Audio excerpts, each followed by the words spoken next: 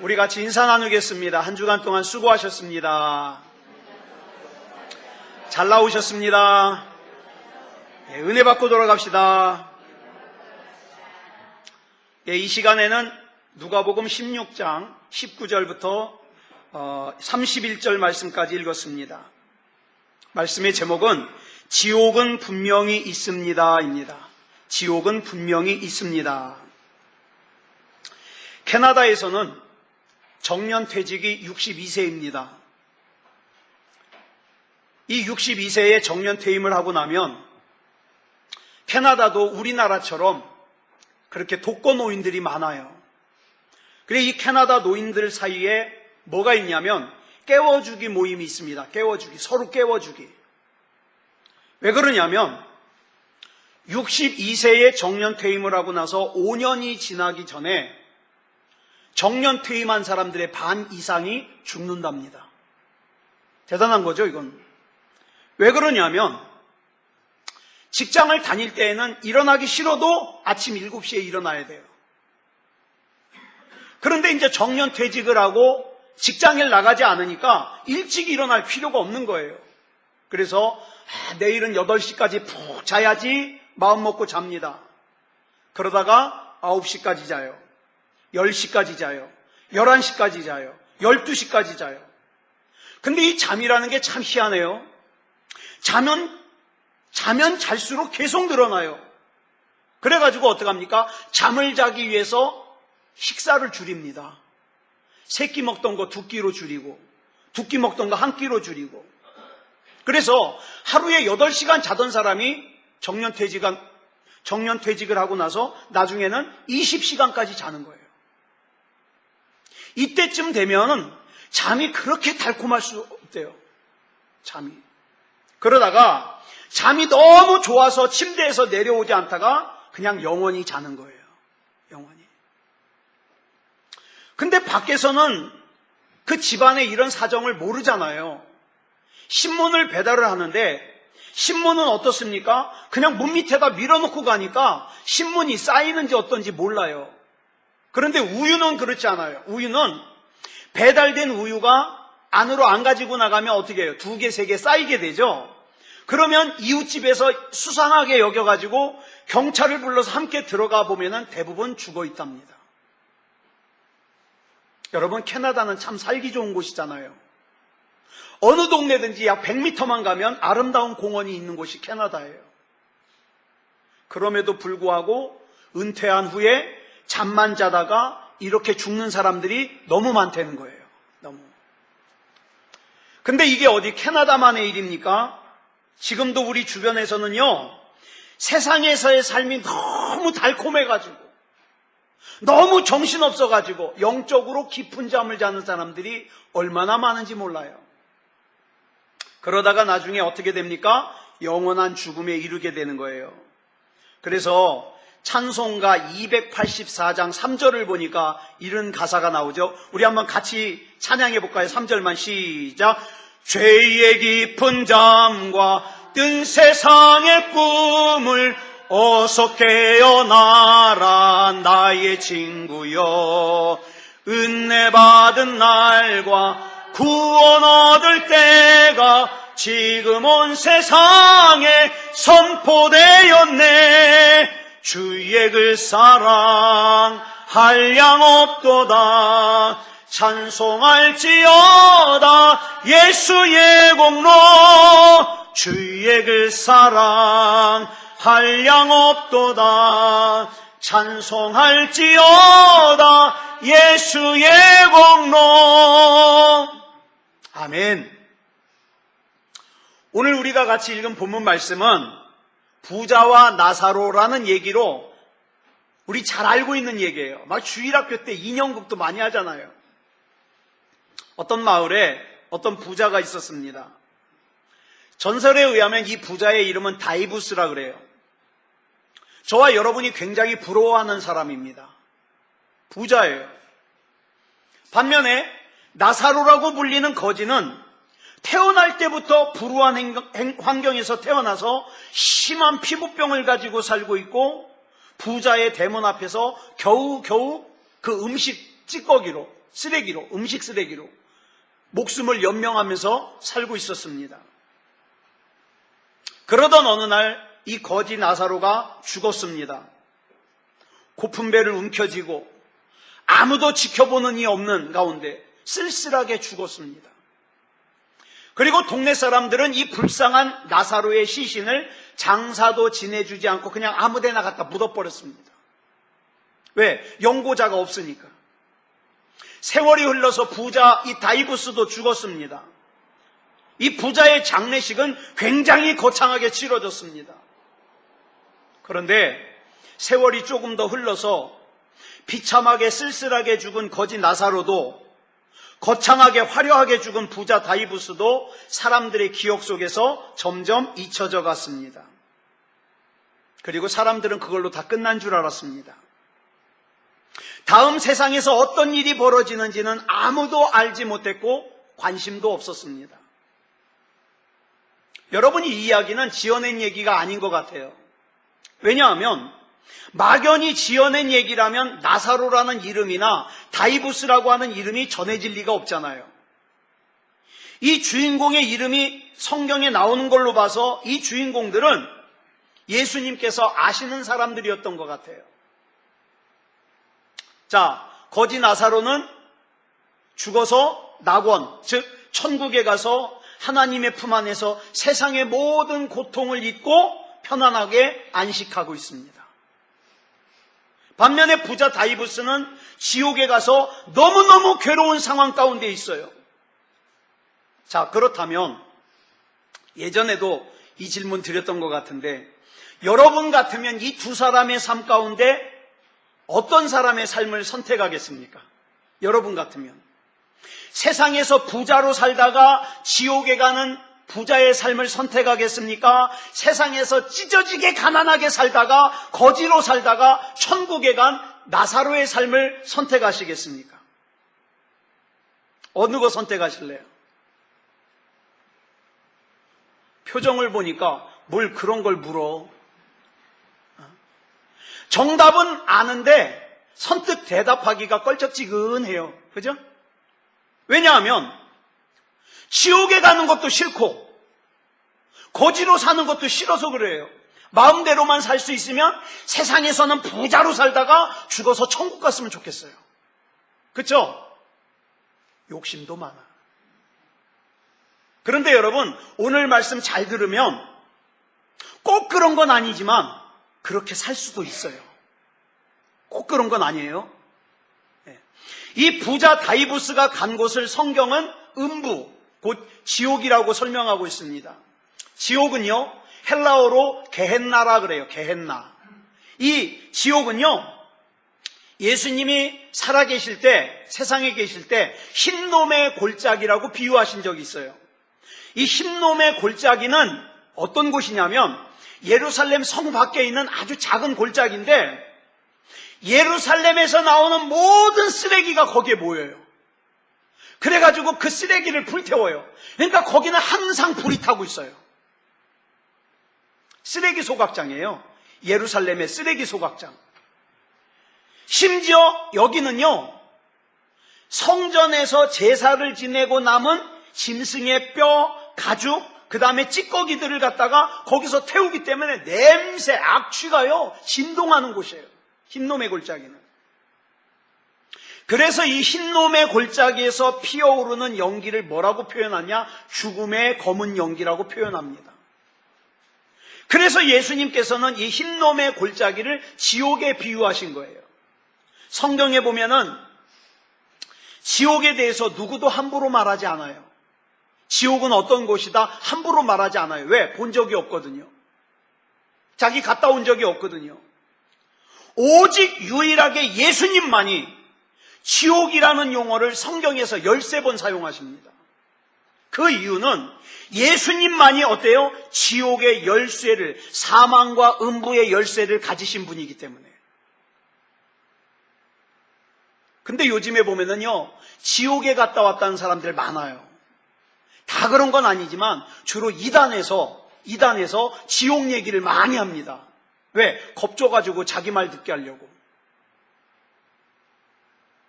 여러분, 지옥을 갔다 왔다고 간증하는 사람들의 얘기를 참고만 하세요. 참고만.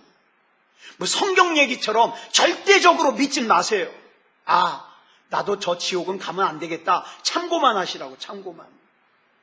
그렇다고 해서 또 설교 시간에 천국과 지옥 얘기만 나오면 굉장히 고리타분하게 여기는 사람이 있어요.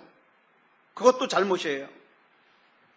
오늘 본문을 보면 지옥이 어떤 곳인가를 우리에게 간단하게 설명을 해주고 있어요.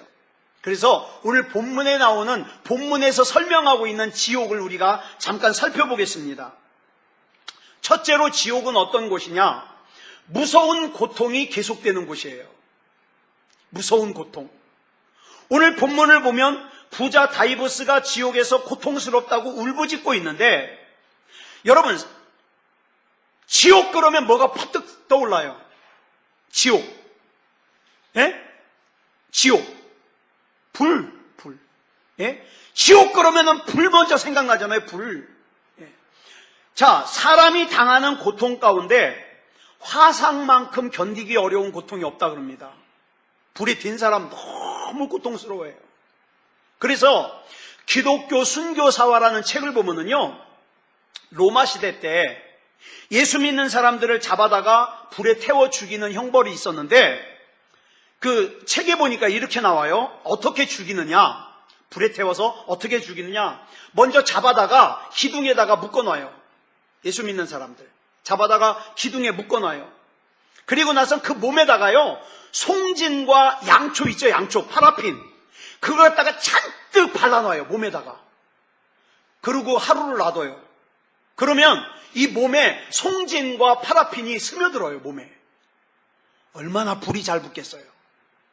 그래서 해가 지기 시작하는 5시나 6시쯤 되면은 그 살아있는 사람의 몸에다가 불을 붙입니다.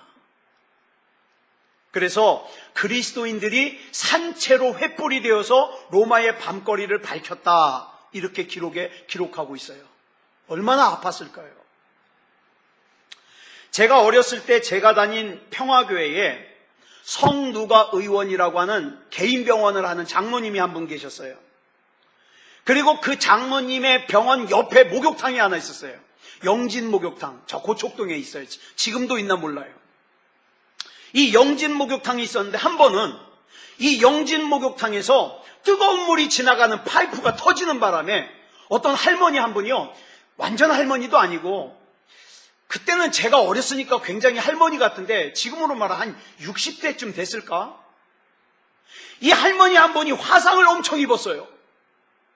그래가지고 급해가지고 그 옆에 있는 장로님 병원에 옮겨가지고, 그 당시에는 화상을 입으면 제일 먼저 처리해야 되는 게 뭐냐면, 그 화상 입어가지고 오글조글해진 이 살을 발라내지 않으면 이 몸이 쭈글쭈글해지거든요. 그래가지고 화상 입은 피부를 벗겨내야 되는데 어떻게 벗겨내냐? 고무장갑을 껴요. 고무장갑을 끼고 그 화상 입은 피부를 갖다가 촥촥 벗겨냅니다. 얼마나 아플까요? 그 장로님이 하시는 말씀이 비명을 지르는데 세상에 그런 비명 들어본 적이 없대요. 너무 아파가지고. 네. 장로님이 무서웠대요. 그 무서운 고통을 당하는 곳이 어디냐? 지옥이라 이 말이에요. 지옥. 그 다음 두 번째로, 지옥은 어떤 곳이냐? 하나님의 자비와 사랑과 용서가 더 이상 존재하지 않는 곳이 지옥이에요. 부자 다이부스는 지옥에서 아브라함을 향하여 두 가지 요청을 합니다. 일평생 동안 아쉬운 게 없으니까 기도 한 번도 하지 않고 기도하는 사람 비웃고 비아냥거렸던 이 부자가 지옥에 떨어져서야 기도를 하는 거예요. 여러분, 전에도 말씀드렸습니다마는 세상 사람들은 전부 언젠가는 다 회개합니다.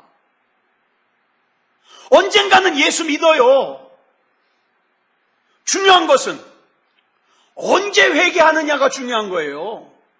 언제 예수 믿느냐가 중요한 거예요. 이 지옥에 간 부자 다이부스의 첫 번째 요청은 나사로의 손가락에 물 한 방울만 찍어서 내 혓바닥을 서늘하게 해달라는 거예요. 한 방울. 여러분 잘 보세요. 한 바가지도 아니에요. 한 숟가락도 아니에요. 한 방울 한 방울. 얼마나 간절합니까? 얼마나 애절합니까? 만약에 지금 저와 여러분이 이런 간절함으로, 이런 애절함으로 하나님의 은혜를 사모한다면 하나님이 얼마나 기뻐하실까요? 아마 그럴 거예요. 내가 이창원 목사를 만나니 내 마음에 맞는 사람이라 내가 이창원 목사를 통하여 내 뜻을 다 이루리라. 막 이렇게 복 주실 거예요. 이런 간절함, 이런 애절함으로 하나님의 은혜를 사모하면. 그런데 잘 보세요. 이 부자 다이부스의 이 애절하고 간절한 요청이 아브라함에 의해서 이런 지하에 거절당합니다. 안 돼! 안 돼. 그러자 이 부자 다이부스가 이번에는 두 번째로 아브라함에게 요청하기를, 아버지여, 아직도 세상에는 내 형제 5이 살고 있는데 얘네들이 지금 이런 고통, 이런 무서운 지옥이 있다는 걸 모르고 살고 있습니다. 그래서 지난날 내가 그랬던 것처럼 화롭게 살고 있습니다. 죄지면서 살고 있습니다. 그러니까 그들에게 저 나사로를 좀 보내가지고 걔네들이 빨리 회개하고 하나님을 믿어서 이 고통스러운 지옥으로 안 오게 좀 해주십시오. 살았을 때에는 전도할 생각을 전혀 해본 적이 없었고 자기 가족들 구원받는 문제 전혀 심각하게 생각해 본 적이 없는 이 부자 다이부스가 지옥에 가서야 자기 형제를 전도할 생각을 하는 거예요. 그런데 잘 들으세요. 이게 중요해요. 이 요청도 아브라함에 의해서 거절당합니다. 안 돼. 왜요? 이미 기회가 다 지나간 거예요. 이미 기회가. 우리 역시도 잘 들으세요. 내 사랑하는 사람들을 전도하지 않은 상태에서 내가 먼저 죽거나 내 사랑하는 사람들이 먼저 죽으면 이 부자와 같은 기도를 하게 된다 이 말이에요. 구해달라고, 살려달라고. 그런데 그때 가서는 그 기도가 어떻게 해요? 거부당합니다. 왜요? 기회가 지나간 거예요. 지옥은 하나님의 자비와 긍휼과 사랑과 용서가 이미 지나간 곳이에요. 지옥은. 그 다음 지옥은 또 어떤 곳이냐? 지금 성경에 나와 있는 설명만 가지고 지옥을 설명하는 거예요. 지옥은 천국을 보면서도 접근할 수 없는 곳이에요. 천국에 있는 나사로는요, 지옥의 비극을 봅니까? 못 봅니까? 못 봅니다. 왜냐하면 천국은 과거의 모든 고통을 마치 꿈에 본 듯이 다 잊어버리고 주님과 더불어 영원토록 행복하게 사는 곳이 천국이에요. 근데 지옥은 그렇지 않아요. 오늘 본문을 보니까 지옥은요, 천국을 환하게 볼 수 있는 곳이에요. 이게 얼마나 기가 막힌 곳이에요. 예를 들어 볼게요. 한밤중에, 깜깜한 밤중에 여러분 집안에 불을 갖다가 환하게 켜놓으면 밖에 지나가는 사람들이 보여요, 안 보여요? 밖에 지나가는 사람들 보여요, 안 보여요? 안 보여요. 근데 밖에 지나가는 사람은 여러분 집안이 환해서 그 안에 있는 거 보여요, 안 보여요? 잘 보여요. 잘 보여요. 예? 그와 같은 원리가 아닐까 생각합니다. 하나님의 영광으로 밝고 빛난 천국에서는 죄악으로 어두운 지옥이 안 보여요. 안 보여요. 그런데 죄악으로 어두운 지옥에서는 하나님의 영광으로 밝은 천국이 잘 보여요. 잘 보여요.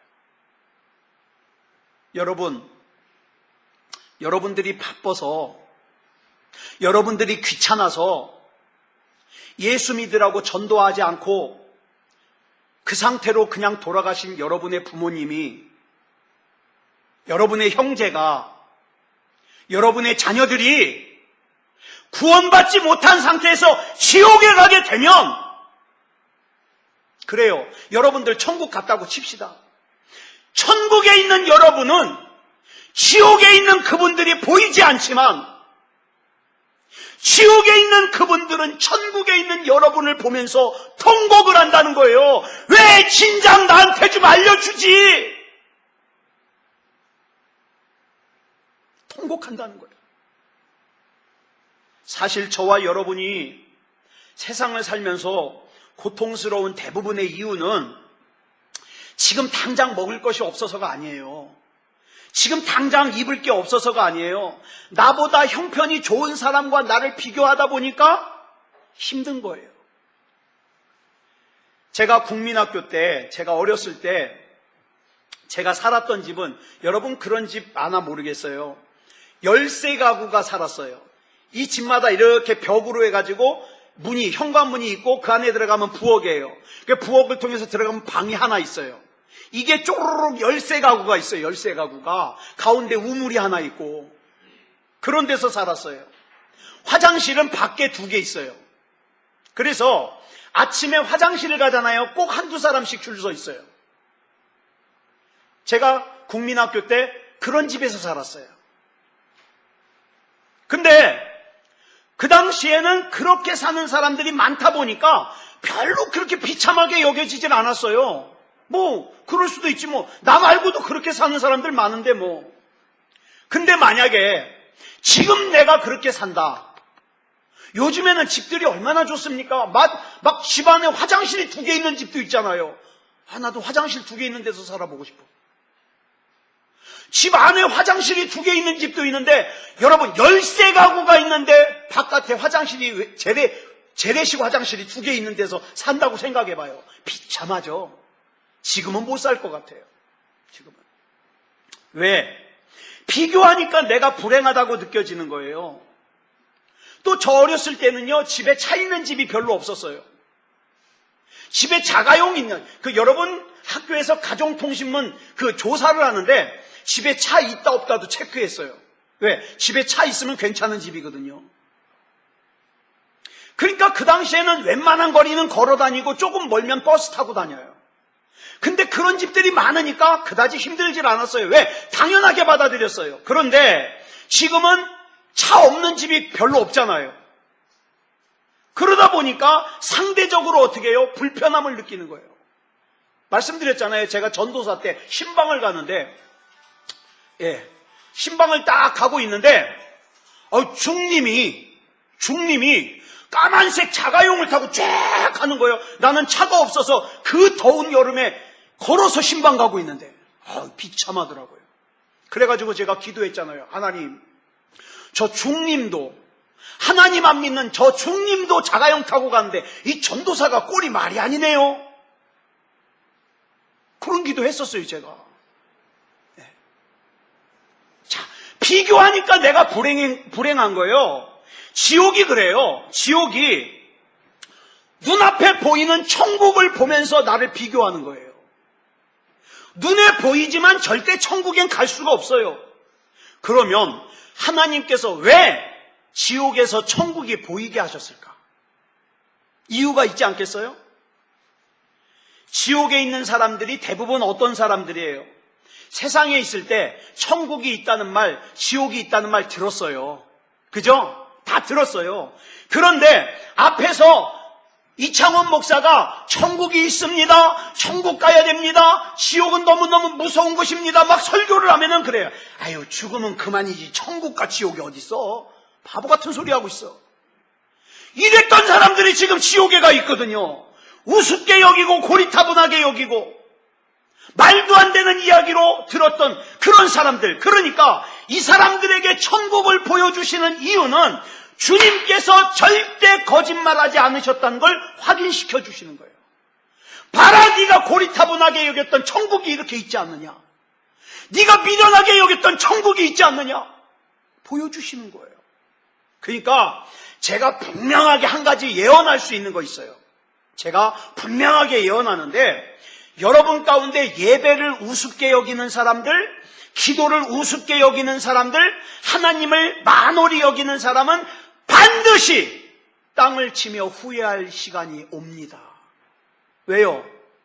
하나님께서는 그런 사람들에게 반드시 하나님을 증명해 보이시거든요. 증명해. 그러니까 우리는 그런 사람이 되면 안 돼요. 그죠? 그 다음, 네 번째로, 지옥은 어떤 곳이냐? 기억력이 예민하게 살아나는 곳이에요. 제가 한참 사춘기 때, 막 중학교에서 고등학교 막 넘어가고 그럴 때, 제가 죽음을 굉장히 심각하게 생각했어요. 그래서 죽음에 관한 책들을 한 20여 권 본 것 같아요. 죽음에 대해서 굉장히 깊게 생각했어요. 근데 그때 읽은 책들의 공통점이 뭐냐면 잠깐 동안 죽었다가 살아난 사람들이 공통적으로 하는 말이 죽는 순간 자기 과거에 했던 일들이 한순간에 다 생각나더라는 거예요. 까먹었던 것까지. 네. 본문에 나오는 이 부자 다이부스는 나사로를 보는 순간 세상에서 살 때 자기 집 문 앞에서 살았던 거지라는 것을 대번에 알아봤어요.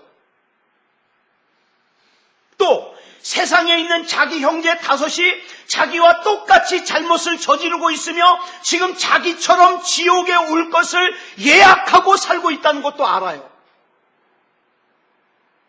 그뿐만 아니에요. 자기가 그동안 숨겨두었던 죄가 다 생각나요. 시간이 지나면 잊혀지겠지 그렇게 생각했던 잘못들이 다 생각나요. 그래서 여러분 잘 아시는 영국의 대문호인 셰익스피어가 리처드 3세라고 하는 희곡에서 지옥을 이렇게 설명합니다.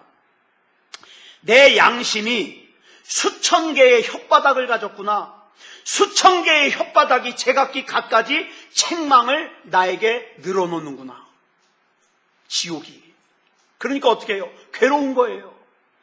이 수천 개의 혓바닥이 내 죄를 자꾸 얘기하니까 괴로운 거예요. 지옥에 가면 이런 모습이 나타날 겁니다. 자, 지금까지 지옥을 제 맘대로 설명한 게 아니라 성경에 나오는 내용 그대로 지옥을 설명해 드렸습니다. 근데 이게 지옥의 극히 일부분이에요. 그죠? 지옥이 얼마나 무서운 곳이었으면 하나님께서 저와 여러분을 지옥에 안 보내려고 하나님의 독생자 예수 그리스도를 십자가에 내어주시기까지 저와 여러분을 구원하셨겠습니까? 그럼에도 불구하고 여전히 지옥을 향하여 발걸음을 옮겨놓는 사람들을 향하여 지금도 하나님께서는 애타는 목소리로 호소하셔요. 그리로 가지 말아라. 지옥은 무서운 곳이야. 지옥은 참혹한 곳이야. 그러니까 빨리 돌아서라. 회개해라. 그래서 이 하나님의 말씀에 귀 기울이는 사람이 복 있는 사람이다. 성경은 이렇게 말씀하고 있어요. 그러면 본문에 나오는 부자 다이부스는 왜 지옥에 갔을까요? 부자와 나사로니까. 부자니까 지옥에 갔을까요? 아니요. 성경에 보니까 믿음의 조상 아브라함도 부자예요. 욥도 부자예요. 야곱도 부자예요. 다윗도 부자예요. 솔로몬도 엄청난 부자예요. 부자라서 지옥 간 거 아니에요? 그러면 왜 지옥 갔을까요? 부자는 부자인데 같은 부자가 아니에요. 부자는 부자인데. 요거 잘 들으셔야 돼요. 마태복음 19장 23절을 보면 부자가 천국에 들어가기 어렵다 그랬어요. 왜요? 여기서 말하는 부자는 돈이 많다는 부자가 아니에요. 예? 자기 힘, 자기 능력, 자기 가진 것이 너무 많아서 그것을 의지하느라고 하나님이 아니어도 되는 사람. 이런 사람이 부자예요. 그래서 가만히 보면은 여러분 가운데 가만히 보면 부자는요 돈 많이 가진 부자도 있지만 찢어지게 가난한 부자도 있을 수 있을까요? 없을까요? 있을 수 있어요. 찢어지게 가난하면서도 기도 안 해. 찢어지게 가난하면서도 하나님 안 찾아. 이게 가난한 부자예요. 하나님 아니어도 되는 사람. 가난하게 살면서도 하나님 아니어도 되는 사람. 가난하게 살면서도 하나님 무시하는 사람. 도대체 뭔 배짱인지 몰라요. 여러분, 이 부자는 하나님 아니어도 되는 이 부자는 천국에 들어가지 못합니다. 반대로 제가 아까 그랬잖아요. 오늘 말씀 잘 들으면 세상에서는 부자로 살다가 죽어서 천국 갈 수도 있다고, 이 얘기예요. 세상에서는 경제적으로 여유가 있지만 하나님이 아니면 안 돼요. 제가 예전에 말씀드렸잖아요. 어떤 집사님은요, 주유소가 3개예요. 여러분, 주유소 3개면 주유소 하나에서 돈 얼마나 많이 버는지 아세요? 그 양반 11조 하려면요, 막 박스로 갖고 와요, 박스로. 그리고 한 달 동안 모아놓으면 안 되니까 매주 11조예요. 근데요, 그런 분 집에 신방을 갔는데 세상에 소파가 다 찢어져 있어요. 그래서 내가 물어봤어요. 집사님, 왜 이러고 살아요? 그랬더니, 소파는 앉을 수만 있으면 됩니다. 그리고 나서 밤마다 담요 가지고 와가지고 하나님 앞에 기도해요. 더 뒤집어 쓰고 겨울에. 하나님이 아니면 안 되는 거예요. 이런 사람이요, 뭐예요? 돈 많은 가난한 사람이에요. 돈은 많지만 하나님이 아니면 안 되는 사람. 저는요, 저와 여러분이 이렇게 돈 많은 가난한 사람이 됐으면 좋겠어요. 그 알량하게 돈 좀 있다고 하나님 무시하고 나보다 힘든 사람 무시하고, 그럼 뭐예요? 부자예요. 부자. 아마 이 다이부스는 예수 믿고 복 받으라 그러면 이렇게 비아냥거렸을 거예요. 아니야, 나는 나 정도면 됐어. 가만히 보니까 네가 복 많이 받아야 되겠는걸? 그리고 무시했을 거예요. 여러분, 세상에 사는 것이 너무 재밌으면 하나님 나라 이야기나 영혼의 이야기에 귀 기울이질 않아요. 왜? 지금이 너무 재밌어서.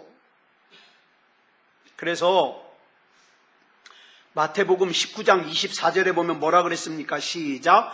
낙타가 바늘기로 들어가는 것이 부자가 하나님의 나라에 들어가는 것보다 쉬우니라. 왜? 가지고 있는 게 너무 많아요. 내려놓지를 못해요. 그러니까 못 들어가는 거예요. 못 들어가. 그래서 제가 금요일날 그랬잖아요. 교회는 한 번도 안 나가면서 뭐라 그래요? 당신 종교가 뭡니까? 기독교요. 그죠? 당신은 어떤 신을 믿습니까? 하나님이요.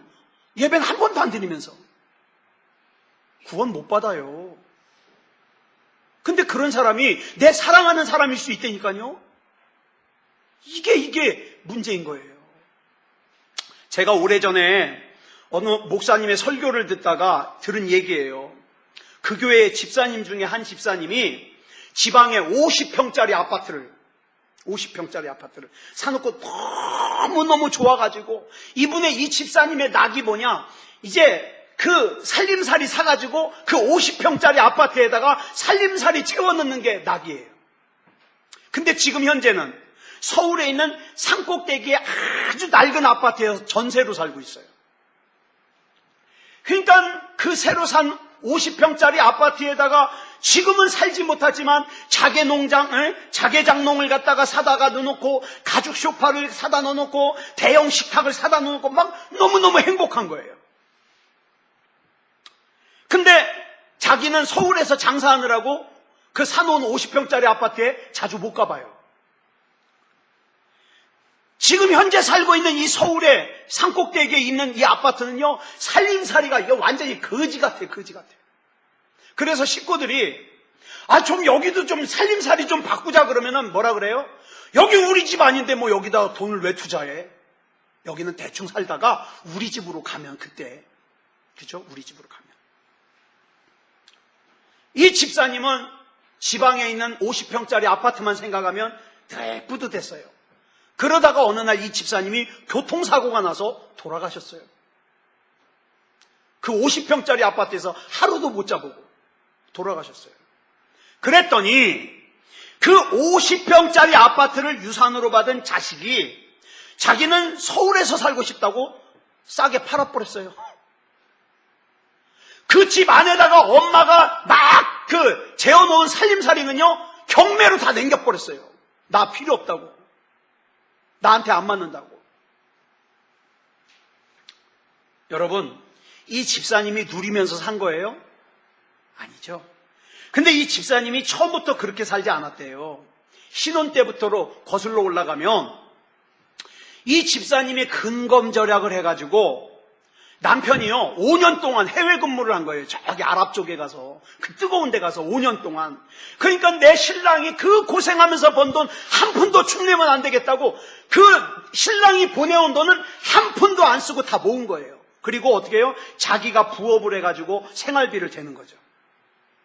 그런 가운데 신앙생활도 열심히 해서 한 번은 교회에서 교회 건축을 한다고 작정원금을 하라니까 500만 원을 작정원금을 하는 거예요. 옛날이니까 큰 돈이죠. 500만 원. 근데 이 500만 원을 어떻게 모았냐? 시간만 되면 거기 살고 있는 곳이 관악산 주변이니까 관악산 주변을 돌아다니면서 빈병을 주워다가 팔아가지고 병 팔아가지고 500만 원 모을 수 있나 봐요. 남편이 해외에서 벌어다 준 돈은 한 푼도 축내지 않고 병 팔아가지고 500만 원 건축원금 한 거예요. 약속한 거. 이 집사님은 절대 자기 옷과 자기 신발은 돈 주고 사는 법이 없어요. 그렇게 지독하게 모아가지고 마침내 초등학교 앞에다가 문방구를 차렸어요. 근데 이 집사님이 뭐든지 열심히 해요. 이분이 문방구라면서 다른 문방구하고 다른 게 초등학교 그 문방구 앞에 있는 초등학교 전교생을 갖다가 다 알아요. 그다음 그 아이들의 집안 형편도 대충 알아요. 다. 그래가지고 집안이 형편이 어려운 애들은 그 문방구에서 점심을 주는 거예요. 게다가 그 문방구 앞에다가 평상을 놓고요. 동네 어르신네들이 그곳이 아지트예요. 그래가지고 이 집사님이 여름에는 콩국수 삶아가지고 어르신네들 대접하고 겨울에는 칼국수 삶아가지고 대접하고 얼마나 동네에서 칭찬을 받았는지 몰라요. 그런데 주일날 교회를 가려면 안 찢어진 양말을 찾기가 힘들어요. 그 정도로 자기한테 투자를 안 해요. 그런데 자기가 전도한 새신자가 교회 간다 그러면 집 앞에서부터 택시 불러가지고 택시 태워가지고 교회 가는 거예요. 게다가 부엌에는 큰 항아리를 하나 뒀는데 거기에다가 어떻게 해요? 잔돈만 생기면 거기다가 집어넣어요. 그래가지고 막 한꺼번에 어려운 사람 도와주고 그렇게 살았어요. 자, 그래서 하나님이 이 집사님에게 물질의 복을 부어주시는데 문방구를 시작한 지 5년 만에 3층 집을 주신 거예요. 5년 만에. 그러니까 이 집사님이 그 3층 집을 다시 팔아가지고 서울 번화가에 번듯하게 점포를 구입했고 아까 말씀드린 저 서울 산동네에다가 전세로 아파트를 얻은 거예요. 그리고 나서는 얼마나 또 그 뒤로도요. 이 집사님은 뭐냐? 작은 돈은 지독하게 아끼지만 큰 돈을 써야 될 때 막 쓰는 거예요. 큰 돈. 그리고 마침내 지방에 50평짜리 아파트를 샀습니다. 얼마나 좋은지. 근데 이 집사님이 50평짜리 아파트를 사고 나서부터 변해요. 50평짜리 아파트를 구입하고 나니까 갑자기 내 모든 삶의 방향이 어디로 향해요? 그 50평짜리 아파트로 향해요. 그래가지고 사는 보람이 뭐냐면 그 50평짜리 아파트에다가 장롱 사다 넣어놓고 그 다음에 화장대 사다 넣어놓고 수납장 사다 넣어놓고 이게 낙이에요. 이게 낙. 전에는 힘들면 어떻게 했느냐? 주와 같이 길 가는 곳 즐거운 일 아닌가 이 찬송하면서 이겼는데 50평짜리 아파트를 사고 나니까 이제 뭐예요? 나한테는 50평짜리 아파트가 있다. 이게 삶의 힘이 됐어요. 매일 저녁 그 산꼭대기에 낡은 전세 아파트에 들어가서 잠을 자도 나는 50평짜리 아파트가 있으니까 불행하지 않다. 이렇게 위로를 받아요. 그런데 이 집사님이 그 50평짜리 아파트에서 한 번도 못 자보고 세상을 떠나셨어요. 이 집사님이 50평짜리 아파트를 사고 나서부터 베품의 손길이 딱 끊어졌어요. 하나님이 계셨던 그 마음 중심에는 50평짜리 아파트가 차지했어요. 저는요, 이 집사님이 지옥에 가셨다고는 생각하지 않습니다. 근데 여러분, 이 얘기 들으면 좀 속상하지 않아요? 좀 속상하지 않아요? 저는 저와 여러분이 이런 속상한 인생 안 살았으면 좋겠어요. 여러분, 저와 여러분의 가족 중에 지금 그 무서운 지옥을 향해서 열심히 달려가는 가족은 안 계십니까? 말씀을 정리하겠습니다. 하나님께서는 저와 여러분을 너무너무 사랑하셔서 그 부자가 간 길을 가지 않고 하나님이 예비하신 천국에 가기를 원하십니다. 원하셔요. 그럼에도 불구하고 내 사랑하는 자식이, 내 사랑하는 형제가, 내 사랑하는 부모가 지옥으로 달려가는 것을 그대로 방치하고 있다면, 그래 네 인생은 네 인생이고 내 인생은 내 인생이야, 지옥에 가든 말든 마음대로 살아, 그러고 살고 있다면 이 다이부스처럼 돌이킬 수 없는 후회를 하게 될 거라 이 말이에요. 우리 진심을 담아서 우리 옆 사람에게 이렇게 권면하겠습니다. 우리 후회할 짓은 절대로 하지 맙시다.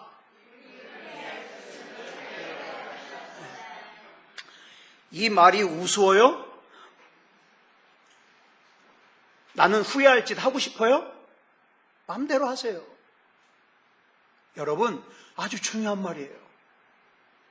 후회할 짓 하지 않아야 돼요. 자, 우리 반주 준비해 주시고요. 그래서 우리가 같이 이 찬양 부르고 합심으로 기도하려고 합니다. 사망의 그늘에 앉아 죽어가는 나의 백성들, 절망과 굶주림에 갇힌 저들은 내 마음의 오랜 슬픔. 여러분, 이 마음을 가지신 하나님과 우리 같은 마음 가졌으면 좋겠어요. 우리 이 찬양 부르고 합심으로 기도하겠습니다.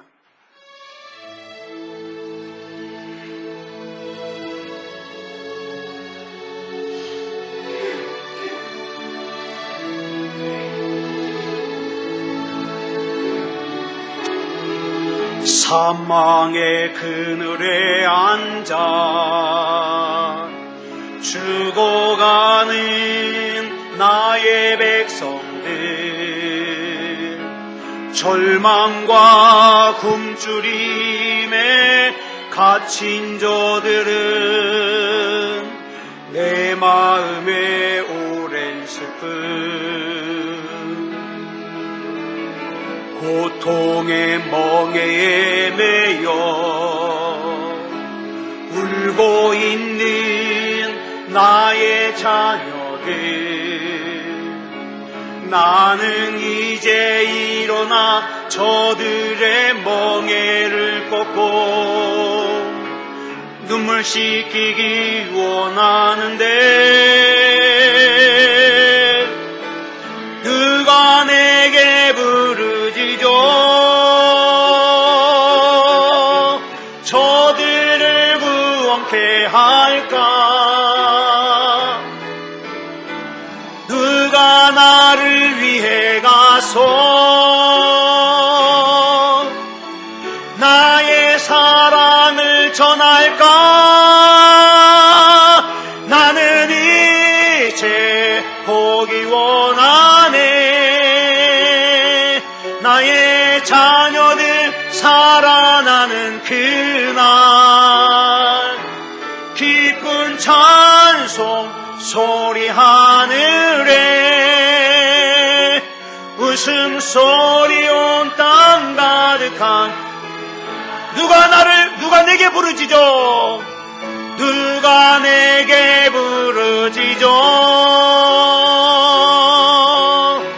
저들을 구원케 할까? 누가 나를 위해 가서 나의 사랑을 전할까? 나는 이제 보기 원하네. 나의 자녀들 살아나는 그날 기쁜 찬송 소리 하늘에 웃음소리로 온 땅 가득한 그날. 우리 같이 기도하겠습니다. 하나님, 난 정말 내 사랑하는 사람 예수 믿고 구원받았으면 좋겠는데 난 설득할 능력이 없습니다. 하나님께서 설득시켜 주시옵소서. 그래서 예수님을 구주로 영접하고 같이 천국 갈 수 있게 해주시옵소서. 우리 같이 합심으로 기도하겠습니다. 사랑의 아버지 하나님, 감사합니다. 아버지 하나님, 이 시간에 지옥이 분명하게 있다는 것을 우리가 나누었습니다. 천국도 분명하게 존재함을 믿습니다. 아버지 하나님, 그런데 내가 사랑하는 내 자식, 내 형제, 내 부모가 아직도 예수님을 구주로 영접하지 못한 상태로 이렇게 내가 천국, 아버지의 세상을 떠나버린다면 정말 이 부자 다이부스처럼 돌이킬 수 없는 후회와 통곡이 있을 수밖에 없는데, 아버지 하나님, 나는 설득할 능력이 없습니다. 하나님께서 설득해 주시옵소서. 구원받게 하여 주시옵소서. 아버지 하나님, 우리 하나님께서 함께하여 주셔서 예수 믿고 구원받을 수 있게 하여 주시옵소서. 우리 하나님께서 인도해 주실 줄 믿사오며 그리스도 예수님의 이름으로 간절히 기도드렸사옵나이다. 아멘.